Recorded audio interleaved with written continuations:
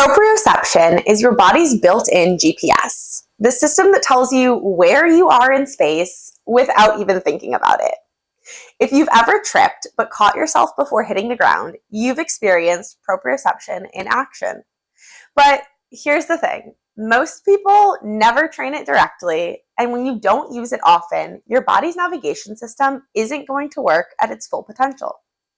Whether you're an athlete, have chronic pain, or just want to move better, proprioception is an important tool for everyone to understand.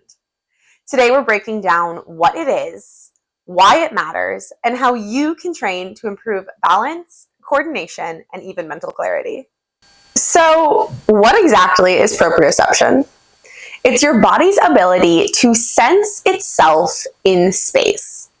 It's what lets you touch your nose with your eyes closed, walk without looking at your feet, or even stand on one leg without falling over.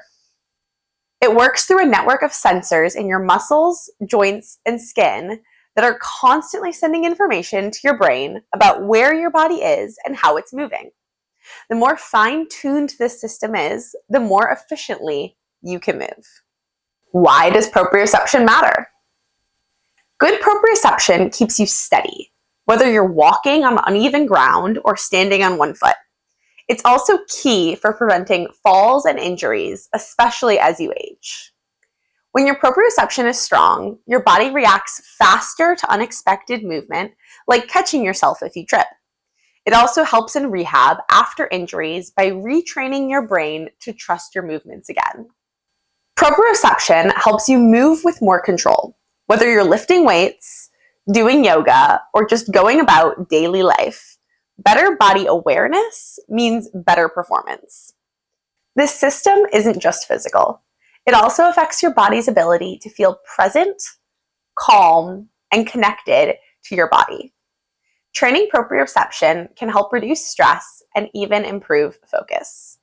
So, how do you actually train proprioception? The good news is you don't need fancy equipment, just your body and some focused practice.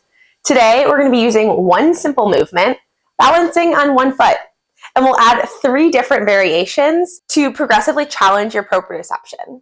Each one removes a different form of external feedback, forcing your body to rely more on internal awareness. Let's start with the baseline test, just balancing on one foot. This is your starting point. Notice how it feels, how your body responds. Are you wobbling? Are your toes clenching into your mat? How's the flex of this ankle? Can you pull the toes up so they're more in line with your ankle rather than pointing down to the ground?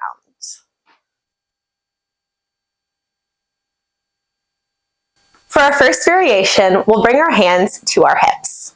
This removes arm movement as a stabilizer and forces your core and your hips to take full control. Feel how small shifts in your hips help you stay balanced. This builds internal awareness of your center of gravity right here in your pelvic lumbar region. Can you use your hands to feel if one hip is maybe higher than the other and gently level them out as if you're hanging a picture on the wall and you don't want it to be crooked?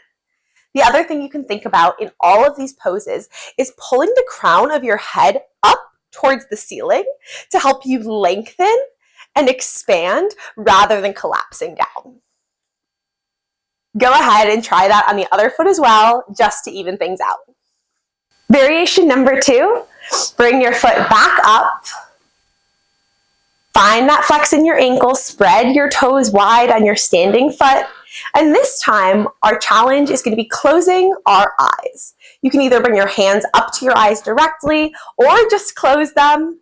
It really adds a layer of challenge to this leg lift. Feel how your standing foot might wobble more. You might want to lower your lifted leg a little bit. That's okay here. We're adding challenge and we're noticing how our internal awareness of our body grows stronger when you remove the visual element from your focus. Without visual feedback, your body has to rely entirely on proprioception to get your joints and muscles to stay upright. You might notice more wobbling. You might start to have a little tightness in your calf or your glutes.